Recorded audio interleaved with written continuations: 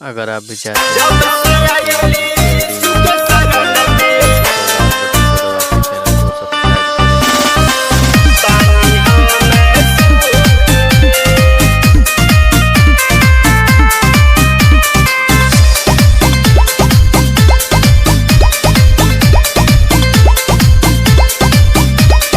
रहे विपत से भरल जिंदगिया रहत रही बड़ा दुख में। रहे विपत से भरल जिंदगिया रहत रही बड़ा दुख में। जब से अइली यीशु के शरण में बानी हम सुख में। जब से अइली यीशु के शरण में बानी हम सुख में।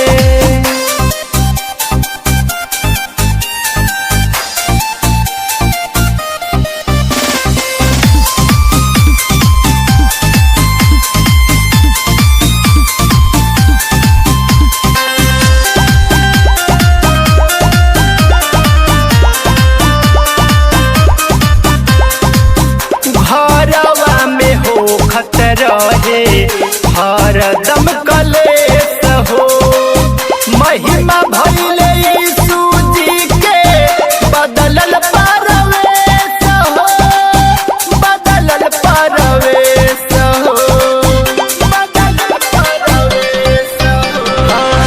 घरवा में हो खतरा है हरदम कलेश हो। महिमा भइले यीशु जी के बदलल परवेश हो। बदलल परवेश हो। मिलत ना रहे खाए के रोटी लइका सुतत रहे भूख में।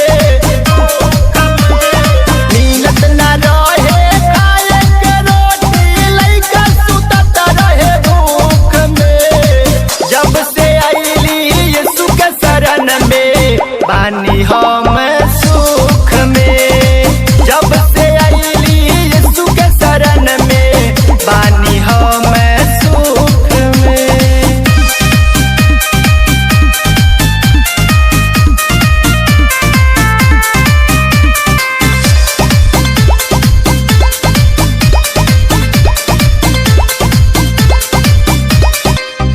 सुनले रही सूजी के महिमा महान हो।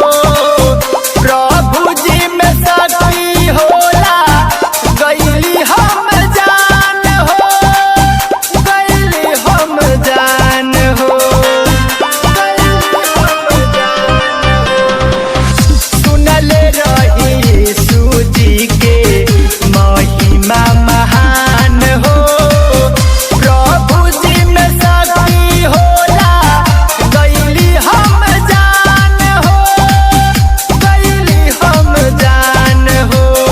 खुशहाल बा परिवार हमारा सखी न बाटी अब दुख में। खुशहाल बा परिवार हमारा सखी न बाटी अब दुख में।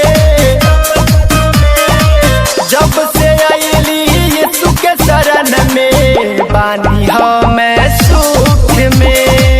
जब से अइली यीशु के शरण में बानी हम सुख में।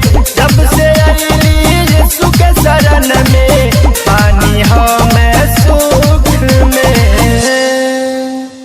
ऐसे ही गाने सुनने के लिए हमारे चैनल को सब्सक्राइब करें और बेल आइकन को दबाना ना भूलें। जय मसीह। धन्यवाद।